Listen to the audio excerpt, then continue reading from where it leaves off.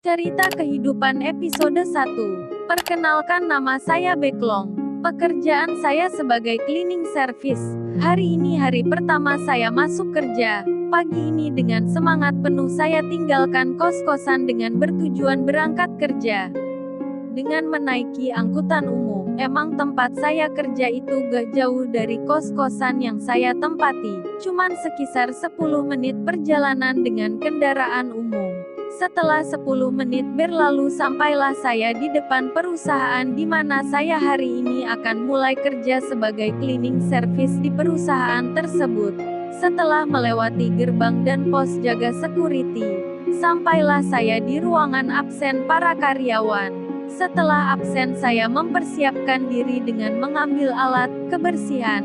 Dengan troli saya bawa sapu, alat pel, lap basah bahkan lap kering, tidak lupa saya juga bawa tempat sampah dan seember air.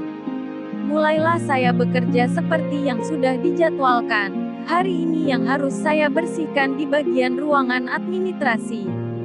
Sampailah saya di ruangan tersebut. Ternyata di ruangan tersebut nampak karyawan baru 1-2 yang baru datang. Emang jam masuk kantor masih lumayan lama. Ini saja masih di pukul 6:15 menit. Dan saya mulai kerja seperti biasa, dengan bersihin meja kursi karyawan di sini dan nyapu lantai juga ngepel. Tak terasa waktu semakin meranjak siang dan bentar lagi jam istirahat karyawan. Di saat ini posisi saya sudah selesai bersihin ruangan tersebut yang udah penuh dengan karyawan. Bel istirahat pun berbunyi. Dengan troli saya mengembalikan alat kerja saya di tempatnya dan ingin keluar sebentar mencari makan siang. Sebelum sampai di pintu utama, saya dihadang sama kepala bagian cleaning service. Mas, panggil Pak Edi, kepala bagian cleaning service. Iya, ada apa ya Pak? Tanya saya. Ini Mas, entar sebelum pulang saya minta tolong untuk dianterin ke tempat hajatan teman saya ya. Jawab Pak Edi. Iya Pak, kalau boleh tahu ke daerah mana ya Pak?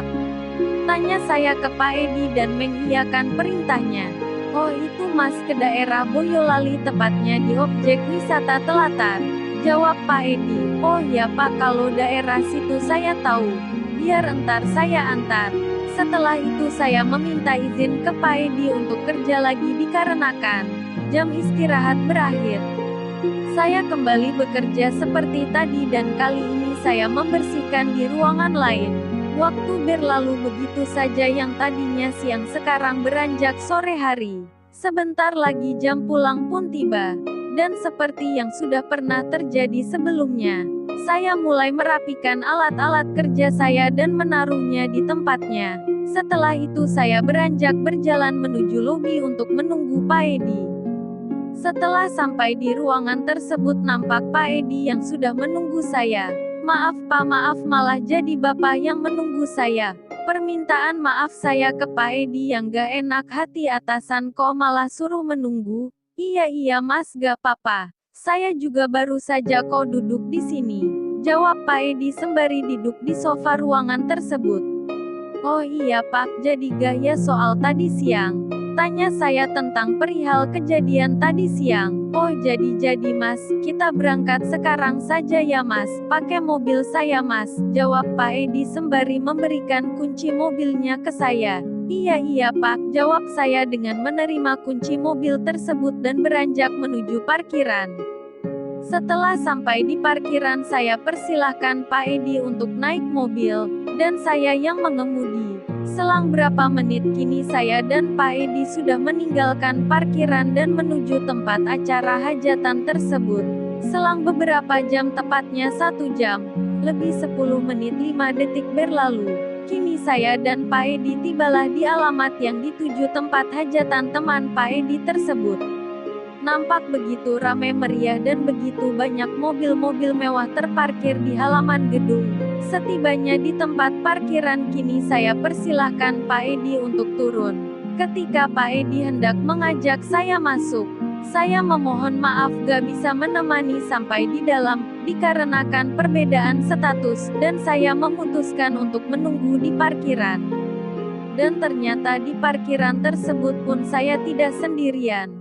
Banyak sopir-sopir pribadi, bahkan sopir taksi, yang pada mengantarkan majikan atau bos atau penumpangnya yang menjadi tamu di hajatan tersebut. Kini saya sembari menunggu Pak Edi, mulai gabung dan ikut ngobrol-ngobrol sesama sopir di parkiran. Dan terjadilah obrolan saya dengan salah satu sopir tersebut. Sebut saja Abang Mehmet sang sopir pribadi. Masnya nganter bosnya juga ya? Tanya Bang Mehmet kepada saya. Iya nih bang, dimintain tolong untuk nganterin si bos, jawab saya. Loh tapi kok itu masnya pakai seragam cleaning service? Tanya Bang Mehmet ke saya perihal baju yang saya kenakan. Oh iya nih bang, kalau cleaning service emang pekerjaan tetap saya, jawab saya sembari melihat baju yang saya kenakan sendiri. Usut punya usut, ternyata saya dari tadi belum sempat ganti baju ya hahaha. Wah berarti masnya ngerangkap kerjaan gitu ya? Tanya Bang Mehmet. Ya gimana lagi ya bang, kita-kita ini hanya pekerja biasa, orang bawahan tak punya jabatan, selalu menuruti apa kata majikan, tak mengenal waktu pagi siang sore malam. Kalau majikan bilang ingin kemana minta diantar kemana ya kita anterin. Saya yang ngerangkap kerjaannya masih gini-gini aja, masih sama seperti dulu. Lalu gimana cerita selanjutnya? Tetap pantengin terus channel Babu Asa-Asa. Jangan lupa like, share, komen, subscribe, matur suwun.